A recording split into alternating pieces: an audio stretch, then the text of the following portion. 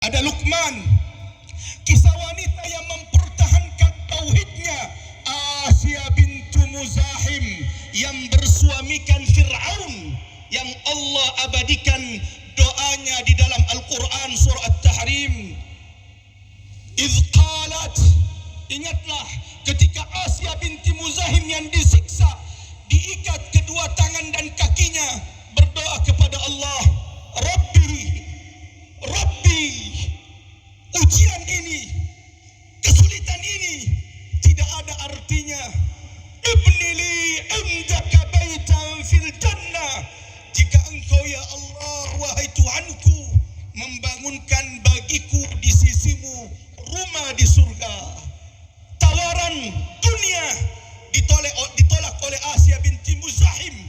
Siksaan tidak membuatnya meninggalkan agamanya, meninggalkan tauhidnya. Wa sadaqallah, dan benarlah janji Allah ketika malaikat maut hendak mencabut nyawa Asia, Allah perlihatkan rumahnya di surga. Lalu saat itulah malaikat maut berkata, ya ayyatuhan nafsul mutmainnah, irji'i ila rabbik radiyatan mardiyah, fadkhuli fi ibadi wadkhuli jannati. Allahu akbar walillahil hamd. Ikhwatal iman, saudaraku yang dirahmati oleh Allah Subhanahu wa ta'ala, bukanlah hayalan. Kisah-kisah dalam Al-Quran bukanlah dusta. Allah sebutkan dalam surah Yusuf ayat 111, laqad kana fi qasasihim, sesungguhnya wahai orang-orang beriman pada kisah umat-umat terdahulu, ibaratun liulil albab, ada ibrah, ada pelajaran, ada tazkirah, peringatan. Sayangnya bukan untuk semua manusia. Liulil albab, bagi manusia yang berakal, bagi manusia yang mengkaji, bagi manusia yang mempelajari, merenungi kisah-kisah yang Allah abadikan di dalam Al-Quran. Jemaah dirahmati oleh Allah, ikhwatal iman, a'azzanallahu wa iyyakum ajma'in. Pada khutbah Id singkat ini, khatib ingin mengajak kepada kaum muslimin dan muslimat, jemaah yang dirahmati oleh Allah, lahzah, sejenak, mari dengarkan kisah Ibrahim alaihi salam, bukan keseluruhannya. Manusia yang Allah jadikan teladan untuk semesta. Qad kanat lakum uswatun fi Ibrahim, hanya dua nabi di dalam Al-Quran. Walau semua nabi teladan, tapi hanya dua nabi yang Allah turunkan ayat menegaskan bahwa semua dirinya, perbuatannya ada teladan, yaitu Ibrahim Khalilur Rahman dan kekasih kita Muhammad sallallahu alaihi wasallam. Ibrahim yang Allah sanjung di dalam Al-Quran, wa laqad istafainahu fid dunya wa innahu fil akhirati laminas salihin. Sesungguhnya kami telah memilih Ibrahim di dunia ini, dan di akhirat kelak termasuk hamba-hamba Allah yang saleh. Jemaah yang dirahmati oleh Allah, ikhwatal iman, a'azzanallahu wa iyyakum ajma'in. Al-Faqir, khatib, tidak akan menceritakan kisah Ibrahim secara keseluruhan. Namun pada kesempatan kali ini, isma' ya ummatal Islam, ya ummat Muhammadin sallallahu alaihi wasallam, dengarkan sepenggal kisah Nabi Ibrahim yang Allah abadikan dalam Quran surah As-Saffat ayat 100 sampai dengan ayat 111. Ketika Allah mengabadikan doa Nabi Ibrahim, Rabbi habli minas salihin, ya Allah, wahai Tuhanku, karuniakan kepadaku anak dan keturunan yang saleh. Tahukah kita berapa lama Nabi Ibrahim berdoa?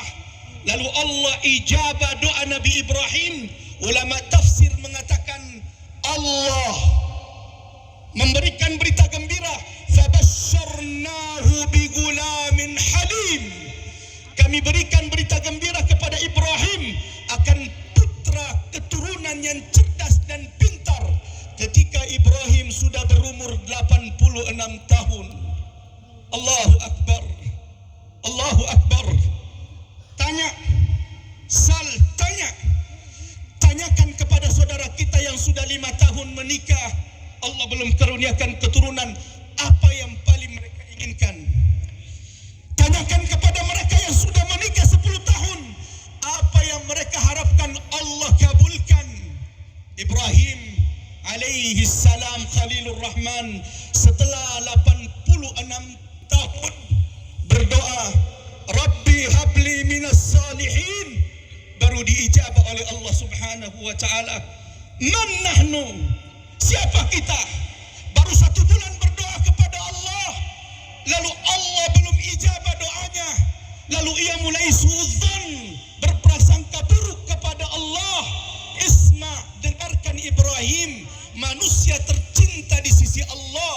Setelah Muhammad sallallahu alaihi wasallam, doanya diijabah oleh Allah setelah 86 tahun.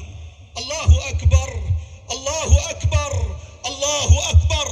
Untukmu yang sampai hari ini Allah belum karuniakan keturunan kepadamu, sabran, bersabarlah. Wa ahsinidzan, berbaik sangkalah kepada Allah. Jika di dunia Allah tidak berikan keturunan kepadamu, di surga Allah akan berikan keturunan kepadamu. Sebagaimana ayat yang dibacakan oleh khatib kita, lahum fiha ma yasha'un. Di surga Allah akan memberikan kepadamu apapun yang engkau inginkan, wahai hamba Allah Subhanahu wa taala. Allahu Akbar. Allahu Akbar walillahil hamd. 86 tahun. 86 tahun berdoa meminta keturunan. Setelah 86 tahun Allah karuniakan putra Ismail. Falamma balagha ma'ahu as-sa'i, ketika anaknya sudah mulai tumbuh besar, sudah mulai bisa membantu Ibrahim alaihi salam, tiba-tiba datang ujian dari Allah. Datang perintah dari Allah, bukan memasukkan anaknya ke pesantren, bukan meninggalkan anaknya di Pulau Jawa, di Pulau Makassar, tapi perintah Allah kepada Ibrahim adalah menyembelih anak yang sudah lama ditunggunya. Tapi apakah Ibrahim ragu-ragu? Kalla wallah. Saat itu pun ia datangi putra tercintanya, dipeluknya. Lalu ia berkata, ya bunai, inni ara fil manam anni azbahuk fanzur madza tara. Wahai putraku, apa pendapatmu? Lalu lihat bagaimana Ismail, putra yang berbakti, ketika ayahnya mengatakan, aku akan menyembelihmu. Apa jawabannya?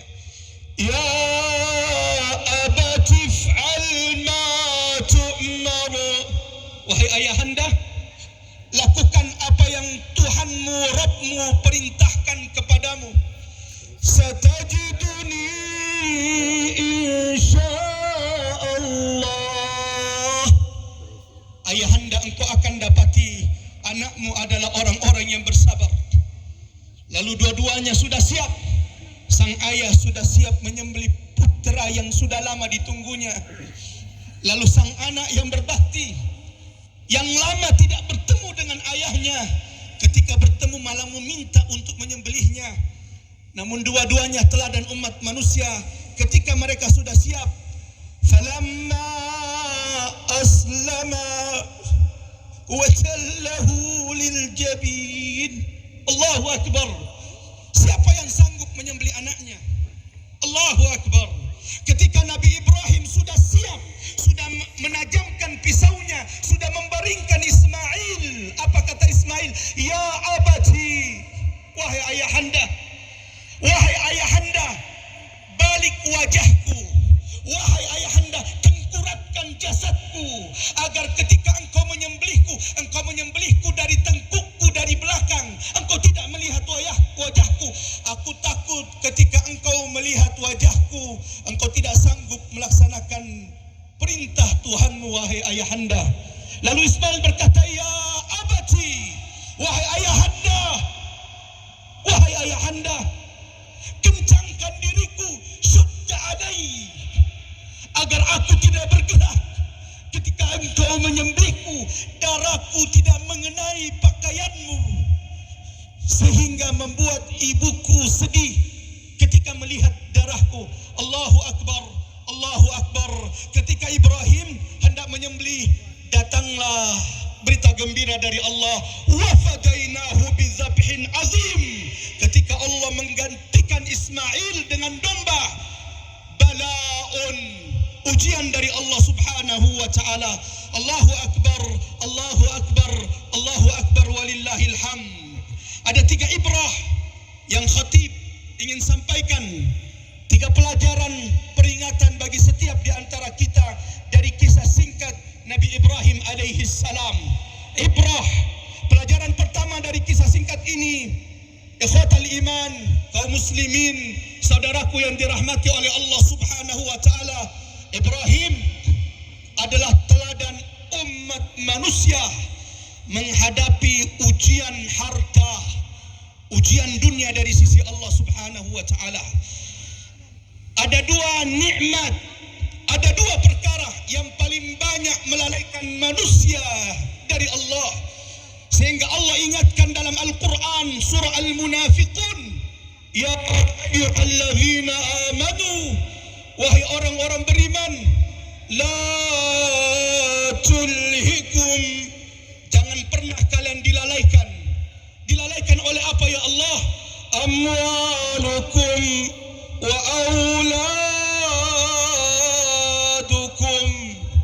Berapa banyak di antara umat manusia, bahkan dari umat Nabi Muhammad sallallahu alaihi wasallam, karena dunia yang sementara, al-faniyah az-za'ilah, dunia yang akan sirna ini, hanya karena dunia yang sedikit, mereka menggadaikan imannya, tauhidnya, la ilaha illallah. Berapa banyak dari kita kaum muslimin yang dirahmati oleh Allah, akhirnya meninggalkan majlis ilmunya, meninggalkan salatnya karena anaknya. Maka Allah ingatkan kepada kita di dalam Al-Quran, wahai umat manusia, wahai orang-orang beriman, inna min azwajikum, sesungguhnya di antara istri-istrimu, wa auladikum, dan di antara anak-anakmu, aduwwan lakum, kelak akan ada yang menjadi musuh bagi kalian di hadapan Allah, fahdharuh, maka berhati-hatilah kalian. Ibrahim mengajarkan kepada kita jamaah yang dirahmati Allah bagaimana menyembelih syahwat dunia, kecintaan, hubbud dunia dari hati-hati kita semuanya. Allahu Akbar, Allahu Akbar, Allahu Akbar, walillahil hamd. Ibrah kedua, pelajaran kedua pada kesempatan kali ini, unzuru, lihatlah kepada anak yang berbakti Ismail. Wahai yang orang tuanya masih hidup, dengarkan bagaimana anak yang berbakti Ismail. Apa yang diminta Ibrahim dari anaknya Ismail? Ibrahim tidak meminta sebagian gaji Ismail. Ibrahim tidak meminta dibangunkan rumah oleh Ismail.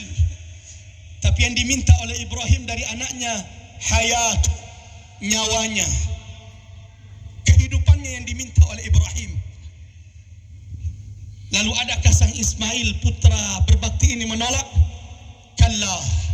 Jawabannya, if'al ma tu'mar, lakukan apa yang Allah perintahkan kepadamu, wahai ayahanda. Lalu bandingkan apa yang terjadi di tengah umat Muhammad sallallahu alaihi wasallam, yang orang tuanya hanya meminta gaji sebagian, itu pun untuk pendidikan adik-adiknya di kampung. Allahu Akbar, Allahu Akbar. Bukannya memberikan uang, malah memarahi orang tuanya. Ya Allah, Ya Rahman, seakan-akan mereka tidak pernah dilahirkan oleh ibunya. Allahu Akbar. Kita mendengar ada anak sampai ke pengadilan memperkarakan ayahnya hanya karena sebidang tanah yang ingin diambil kembali oleh ayahnya. Allahu Akbar. Allahu Akbar. Ini baru sebidang tanah. Ini baru bangunan Ismail yang diminta Ibrahim hidupnya. Tapi Ismail siap memberikan itu untuk ayahnya tercinta. Datang seorang laki-laki kepada Rasulullah sallallahu alaihi wasallam melaporkan tentang anaknya yang durhaka kepadanya karena tidak ingin memberikan sedikit hartanya. Maka Nabi berkata kepada anak itu, "Anta wa maluk." Engkau dengan semua hartamu, li abik adalah milik ayahmu. Allahu Akbar. Allahu Akbar. Allahu Akbar. Lihat perkataan Ismail kepada Ibrahim, "Wahai ayahanda Ibrahim, kuatkan ikatanku agar darahku tidak mengenai pakaianmu." Yang ketika ibuku melihatnya akan menangis. Ya Allah, Ya Rahman, berapa banyak di antara kita yang telah membuat ayahnya menangis? Berapa banyak di antara kita yang karena bentakannya, suaranya yang tinggi, telah meneteskan air mata ibunya? Allahu Akbar. Jangankan perkara dunia, datang seorang anak kepada Nabi Muhammad sallallahu alaihi wasallam, "Ya Rasulullah, wahai Rasulullah, aku ingin keluar berjihad, tapi sayangnya ibuku melarangku sampai dia menangis." Apa kata Nabi Muhammad sallallahu alaihi wasallam? "Irji, pulanglah engkau. Irji, pulang. Buat ibumu tertawa sebagaimana engkau telah membuatnya menangis." Allahu Akbar. Rabbana ighfir lana wa liwalidina warhamhuma kama rabbawna shighara. Lihat, belajar dari Ismail. Berapa banyak di antara kita mengira kalau sudah mengirimkan uang kepada orang tuanya setiap bulan, ia sudah membalas kebaikan ayahnya. Merasa kalau gajinya sudah disisihkan untuk orang tuanya, mengira ia sudah berbakti membalas kebaikan orang tuanya. Isma ya ummatal Islam. Suatu saat di depan Ka'bah, ada seorang laki-laki dari Yaman, Allahu Akbar, yang menggendong ibunya di atas pundaknya. Tawaf 7 kali putaran, sa'i 7 kali putaran. Bahkan selama haji ia menggendong ibunya. Bahkan dari Yaman ke Mekah ia bawa ibunya di atas pundaknya. Lalu tiba-tiba anak muda ini yang menggendong ibunya dari Yaman bertemu dengan sahabat Nabi Abdullah bin Umar. Lalu ia bertanya, "Ya Abdullah, ara'ait annani jazaituha?" Aku ini menggendong ibuku selama haji bahkan dari Yaman ke Mekah. Ara'ait, apakah menurutmu aku sudah membalas bakti ibu saya? Apa jawaban Abdullah ibn Umar sahabat Nabi? Kalla wallah. Wahai engkau yang merasa sudah berbuat baik kepada orang tuamu, dengarkan apa yang dikatakan Abdullah bin Ibn Umar. Kalla wallah, sekali-kali tidak. Hatta walau bi zafratin minha, bahkan apa yang sudah kamu lakukan belum bisa membayar satu tarikan nafas ibumu ketika hendak melahirkanmu di dunia ini. Allahu Akbar. Allahu Akbar. Allahu Akbar. Walillahil hamd. Untukmu yang telah menyakiti hati orang tuamu, tidakkah engkau takut murka laknat Allah kepadamu? Untukmu yang menyakiti orang tuamu, ibumu, membuat mereka menangis, tidakkah engkau takut doa Rasulullah sallallahu alaihi wasallam dan doa Jibril ketika Jibril berkata, "Ragi ma'af, celaka wahai Muhammad, man adraka abawahul kibar." Siapapun di antara umatmu mendapati ayah ibunya sudah tua, lalu ia tidak berbakti sehingga ia tidak masuk surga, lalu diaminkan oleh Nabi Muhammad, amin. Didoakan kecelakaan oleh Jibril, diaminkan Nabi Muhammad sallallahu alaihi wasallam. Adakah doa semustajab doa ini? Allahu Akbar. Allahu Akbar. Allahu Akbar walillahil hamd. Ikhwatal iman, a'azzanallahu wa iyyakum ajma'in. Pelajaran ketiga dan terakhir pada khutbah singkat ini, Al-mu'min, orang-orang beriman, orang-orang yang telah Allah tumbuhkan iman dalam dirinya. La raib, mereka tidak pernah meragukan perintah Allah. Seperti Ibrahim alaihissalam. Siapa di antara kita yang bisa melakukan seperti yang dilakukan Ibrahim? Tapi ini mengajarkan kepada kita, ya ayyuhal mu'minun, wahai orang-orang beriman, ya ayyuhal muslimun, wahai kaum muslimin, ya ummat Muhammad, wahai umat Muhammad, jangan pernah ragukan perintah dan syariat Tuhanmu yang Allah wajibkan kepada kita. Ketika Allah perintahkan kita salat, itu menunjukkan di balik salat 5 waktu ada kebaikan bagi orang-orang yang mendirikannya. Aqimis salah, aqimis salah, dirikan salat wahai orang-orang beriman. Liduluki syamsi ila ghasaqil lail, mulai dari tergelincirnya matahari sampai gelap. Wa Qur'anal fajr, sebagaimana dirikan salat subuh. Inna Qur'anal fajri kana mashhuda. Rasulullah mengatakan as-salatu nur, as-salatu nur. Kata Nabi, salat adalah cahaya. Rumah di Lembata yang tidak ada salat di dalamnya, laisa fiha nur, tidak ada cahaya Allah di dalamnya. As-salatu nur, salat adalah cahaya yang denganmu, yang dengan salatmu, sujudmu, dengan wudukmu, Rasulullah akan mengenalimu nanti di padang mahsyar. Sahabat pernah bertanya, ya Rasulullah, kaifa ta'rifuhum? Bagaimana engkau mengenali umatmu di seluruh dunia termasuk umatmu di Lembata? Engkau tidak pernah melihat mereka ya Rasulullah. Apa kata Nabi? Innahum ya'tuna yaumal qiyamah, umatku pada hari kiamat akan datang ghurran muhajjalina min asaril wudu, dengan tanda putih di setiap kepala-kepala mereka dari bekas-bekas sujud wudu salat mereka di dunia.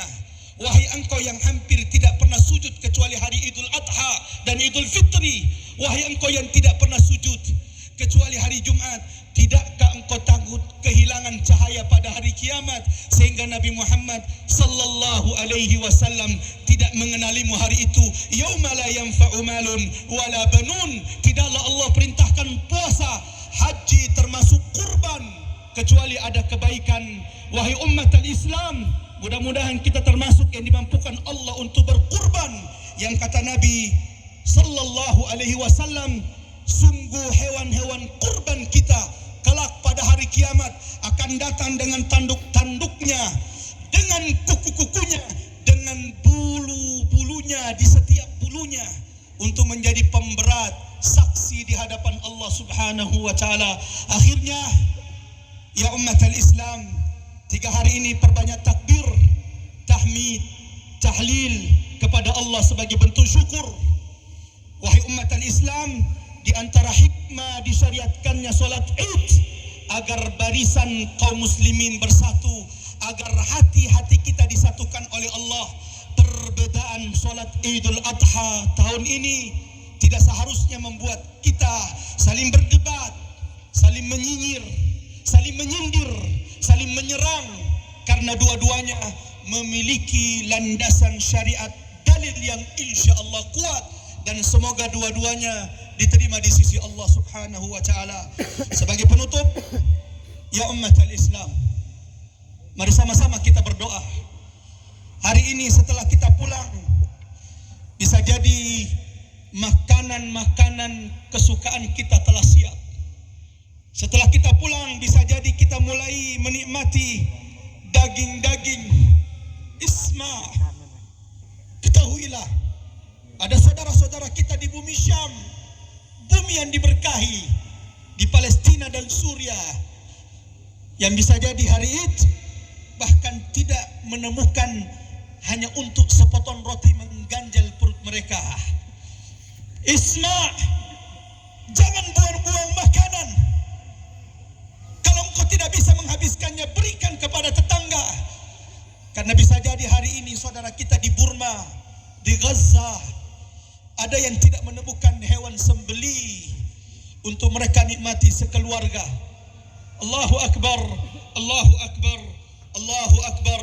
Allahumma ya arhamar rahimin, Allahumma ya sami'ad du'a, ya ghaisal mustaghithin, Allahumma arinal haqqa haqqan warzuqna ittiba'ah, wa arinal batila batilan warzuqna ijtinabah. Allahumma aslih lana dinana alladhi huwa ismatu amrina. Ya Allah, ya Rahman, ya Tuhan kami, perkuatkan agama yang menjadi pegangan setiap di antara kami. Waslih lana dunyana, sebagaimana perbaiki dunia kami ya Allah, allati fiha ma'ashuna. Waslih lana akhiratana, dan perbaiki akhirat kami ya Allah, ya Arhamar Rahimin, yang merupakan tempat kembali setiap di antara kami.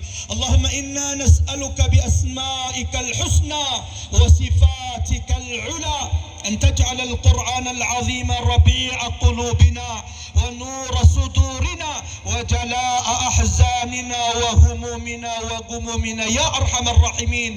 Ya Allah, pilih kami ya Allah di antara hamba-hambamu yang engkau jadikan ahli Al-Quran.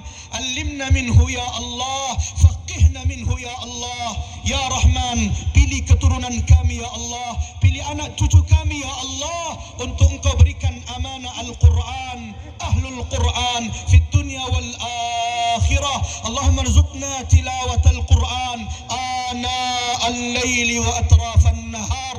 Rabbana ja'alna muqimas salah wa min dhurriyyatina Rabbana wa taqabbal du'a, Rabbana wa taqabbal du'a. Ya Allah, doa ini yang telah dipanjatkan Nabi Ibrahim, doa ini yang Nabi Ibrahim mengemis kepadamu ya Allah, ya Rahman, ya Rahim. Sungguh kami menyadari dosa-dosa kami ya Allah, maka kami saat ini meminta kepadamu ya Allah, memohon kepadamu ya Allah, mengemis kepadamu ya Allah. Ij'alna muqimas salah, jadikan kami hamba-hambamu yang mendirikan salat. Wa min dzurriyyatina, sebagaimana jadikan anak-anak cucu kami ya Allah orang-orang yang mendirikan salat.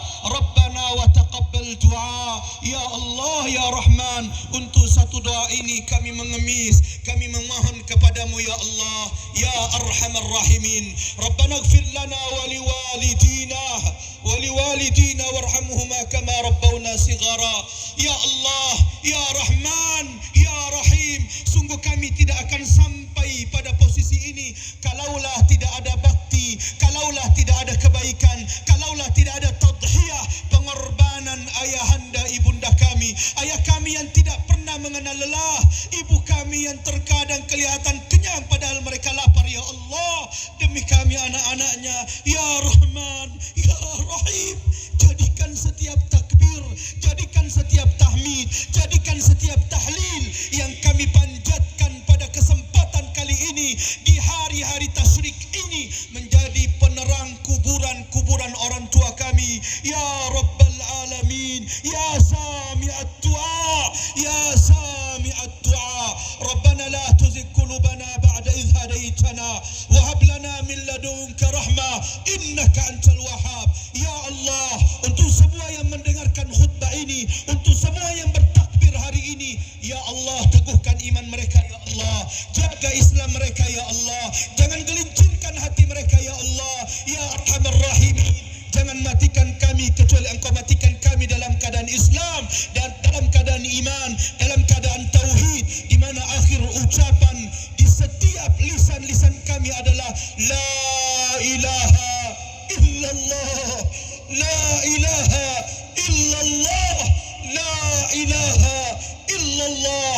Rabbana atina fid dunya hasanah wa fil akhirati hasanah wa qina adzabannar. Wa sallallahu Allahumma ala Muhammad wa ala ali Muhammad. Wassalamualaikum warahmatullahi wabarakatuh.